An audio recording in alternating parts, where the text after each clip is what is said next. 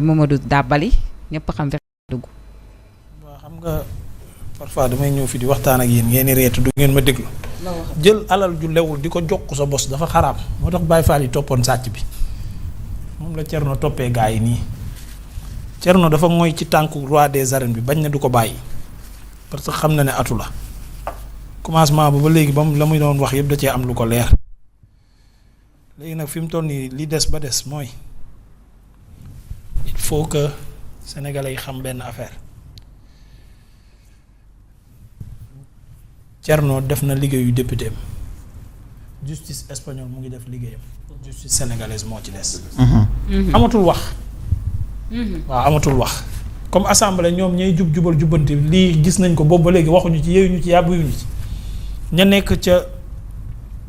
weneen wàll wax di gérer mbir mi xam nañ mbir mi la ca nekk lépp yeeyuñu ci yàbbiwuñu ci justice bi daal moo ci des na fi maanaam daal wax ju bari sax jaratu ko waaw nañ déglu justice rek jàpp naa ne fii ak fan moom. loxo dar gémmiñ yuuxu jub fuñ ko foogewu. Aïcha, on va certainement avancer en attendant toujours la conférence de presse gisaguma nag maa ngi gis sur Facebook les démissions fële ca Assemblée nationale mais xamaguma réellement lan moo waral ñu démissionné gis naa nag ay circulaire yu nekk di dem ku ci nekk yaa ngi présenter sa lettre de démission certainement adresser say sincères remerciements à tes collègues et députés entre autres. Mais on ne sait pas. Est-ce que c'est pas pour réorganiser le bureau de l'Assemblée nationale certainement. Malick ñëw ak comment il s'appelle encore. Amadou Ba ñu bàyyi seen poste ministre yi. Amadou Ba peut-être aussi ça peut être ça aussi. Ouais, docteur Ismaïla Diallo démissionné na ak Cheikh Thioro Mbacké en attendant dañuy avancer. maa ngi mel ni fowukaay de. ay xale yu yor fowukaay boo jeexalee dangereux. En fait c'est très dangereux pour la stabilité d'une nation. jouer avec les institutions. assemblée bi moom fi laay dañ ko war a tas. je vous assure. c'est trop facile ces gens-là dafa mel ni dañoo jàngul wala duñu gëstu. gis nga lii ñuy def nii. jouer avec les institutions là mel ni ku yore jouer. moo gën a dangereux ci stabilité réew. réew yi am jafe-jafe yépp lu ci ëpp xoolal gis nga réew yi et je le dis je pèse bien mes mots réew yi nekk ci sous-région bi am coup d'état yëpp genre affaire yi moo ko indi. L'exécutif les pouvoirs les politiques di jouer avec avec les institutions ñu après ñu jékki-jékki ñu ne non ñii dañuy fooyee institutions yi dañuy fooyee réew mi après def putsch. lu ci bari luy am putsch ci yeneen dëkk yi lu mel nii moom moo koy indi il faut que ces gens-là arrêtent respectent les Sénégalais il faut qu'ils arrêtent il faut que le président de la République siffle la fin de la récréation ñoom moomuñu réew mi moomuñu institution yi dañ leen ko dénk su fekkente ne mënatuñoo doxal nañu assemblée bi ci boppam lañu war a tas gis nga xam nga ñu ngi doon wax législature bi ñoom Barthélémy Dias bi mooy 14e xawma législature mais la législature bi moo gën a catastrophique ci l'histoire de la législature sénégalaise législature moo ci gën a yées. c'est scandaleux ça. quand même. Ouais, vague de démission moom te comprendre ñu lu ko waral mooy dugal pion génne pion. wala ñu bëgg a réorganiser comme Mamadou l'a dit le bureau de l'Assemblée nationale en attendant dañuy jubali ca affaire des 111 licences de pêche tey. gis nañu ci une journaux yu bëri ak tribune amet que cadre gëm sa bopp yi moom dañu taxaw ci seeni tànk wax ni dañu bëgg loolu yépp leer quitte à ce que ñu annuler conservatoire immédiat aux 111 licences de pêche yi wala sax ñu ubbi ci ab enquête approfondie fële ca IGE. waaw xam nga mbirum coowal 111 licences de pêche yi. Docteur Fatou Diouf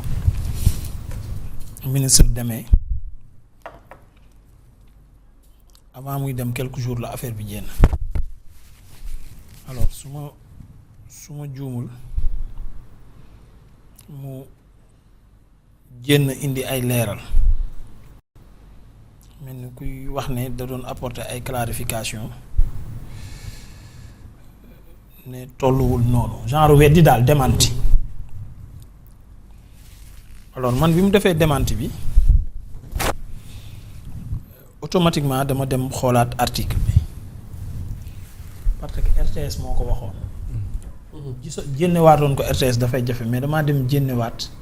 article bi nga xam ne Soleil moo ko def du jeudi 4 juin 2026 intitulé ko pêche 2 points plus de 100 licences délivrées en 2026 boo demee ci biir mu def ay détails joxe signature yi pourcentage yi et lépp pour être bref ma dem xoolaat ni ñu defee répartition wu licence yi ñu ko jox 111 licences de pêche la ñu jox pêche démersale côtière 51 licences pêche profonde ñu jox leen 49 licences pêche pélagique ñu jox leen 10 pêche pélagique côtière ñu am benn licence nii dañ ko répartir noir sur blanc mu leer nañ léegi man nan la mën a demee. ci journal d'État moo ko bind. waaw Soleil moo ko bind. Soleil du boo demee ci site bi ba léegi soleil.sn mu ngi fa jeudi 4 juin. Titre bi kañ mu ngi nii plus de 100 licences délivrées en 2026 def ci détail yu date yeeg lépp léegi docteur Fatou Diouf ministre d'alors génn wax ne matul loolu gaayam yi topp ci rek seen gaay yi def loolu léegi nag bu ñu demee ci parce que démb Bachir dafa wax lu am solo ne am na mbir bu fa tolloo ku ne wax dañuy dem ci fee yi moo ñuy àtte fee ñuy àtte mbir mi tamit ku ne daa wax waa gëm sa bopp jël mbir mi nag yóbbu ko ci yoon foofu nag xam nga fee la ñuy àtte du ñu yem ci ay wax kese. day laaj ay preuve ak ay nangam ak nangam jàpp naa ne ñoom li ñu def nii rôle bu am solo la et j'encourage mais ñu dem ci jusqu'au bout lenn nag moo ma jaaxal boobu ba léegi waa gëm sa bopp les cadres je dirais ñu ngi jénn di dénoncer ay mbir di plainte mais man dégguma benn bu am suite. mais loolu laa la bëggoon a wax en fait. loolu tamit jaaxal na ma léegi ñoom it kañ la waa gëm sa bopp déjà war nañ jénn sax wax ñu ñoom état des lieux wu plainte yi ñu def yëpp fu mu toll ndax woo nañ leen ci ndax dégg nañ leen ci prochaine fois bu ñuy jénn nañ ñu leeralal lool mais bii aussi fu mu toll nañ ko wax sénégalais yi parce que su fekkee dañ ko classé sans suite wala woowuñu leen boobu ba léegi sénégalais yi dañ ko war a xam pour que ñu xam ban taxawaay la ñuy am par rapport ak situation alalu réew mi. non man ngaa woyaale non man fi mu bëggoon a laal foofu nga daanalee. c'est-à-dire depuis l'affaire de Bakel là. waaw parce que l'affaire de Bakel pour man waa gëm sa bopp il est hors de question sax. les 8 ñu milliards bàyyi mu sedd oui les 8 milliards de Bakel vous savez pourquoi parce que Bougane dafa ànd ak ay naataangoom ñoom kii nu mu tuddati ñoom Anta Babacar ak ñoom ñuy dem Bakel pour yóbbu ndimbal. ñu téye leen ne leen du ngeen dem Bakel. jàpp fa buntu xataal yi metti sonal leen ñu ne leen président dafay ñëw moom moo tax ba ñoom ndimbal gi ñu waroon a yóbbu yeggul. te amaana ndimbal googu bu yeggoon mënoon na dimbali waa Bakel. léegi ñu ne leen du ngeen dugg Bakel ñu ñu annoncé ne jël nañ 8 milliards jox ko waa Bakel ñu constaté ne ña nga xamante ne ñoom ñoo nekk ca ndox ma ñoom nee nañu gisuñu dégguñu 8 milliards coow li ne kur. waa gëm sa bopp porter affaire parce que quand même seen leader était au cœur de bi muy dem Bakel ñu koy intervenir sonal ko noonu. ñu porter affaire bi yóbbu ko porter plainte. ba léegi nii amul dara lu ci justice def affaire yu bari boobu ba léegi ñu ngi génn dénoncer di porter plainte waaw léegi bu fekkente ne dafa am un parti politique bu nekk ci réew mi c'est-à-dire bu scandale amee wala bu coow aree mu jël mbir mi yóbbu ko devant la justice pour ñu àtte wala pour ñu leeral du am dara du am benn suite mais benn instant ñoom ci jëmmi seen jëmmi boobu sax dañuy dem ba mujj gi dañuy tayal dañuy découragé parce que dañ naan réew moo xamante ne amul yoon amul justice amul dara une affaire bu ñëwee sur la place publique nga yóbbu ko devant la justice sax c'est-à-dire du mujj fenn mais ñoom aussi dañu war a communiquer waat davantage ci li nga xamante ni moom mooy action yi ñu déclenché te amul suite su ko defee sénégalais dinañ xam ne ñii ne ci réew mi ci bopp réew mi jubuñu te jubanti taxu leen a jub su ko defee nit ñi dinañ comprendre ñi fan lañ jëm ak ñoom soxna na fi. L'autosaisine de l'OFNAC aussi Feuz il faut qu'on en parle concernant licence de pêche yi nga xamante ni ministre bi fi nekkoon daal dina koy attribuer 111 licences Ahmed détaillé na ko léegi. en tout cas à voir tout ce qui se passe moom xel dafay ñaaw parce que mënuñu laa dàq ci ab poste ba noppi fi ngay profité di publier ay di distribuer ay licences ak yi ni mel donc ñi nga xam ne mooy les acteurs de la pêche même sax déglu naa leen démb ci rajo bi ñuy kaas li ni mel ñoom ci seen bopp di wax naan il faut que ñu ubbi ci ab enquête dossier yi ñu ubbi ak enquête mu am dossier judiciaire su ko defee justice def ci liggéeyam ñu leeral li nga xamante ne moom mooy licence yooyu donc OFNAC ak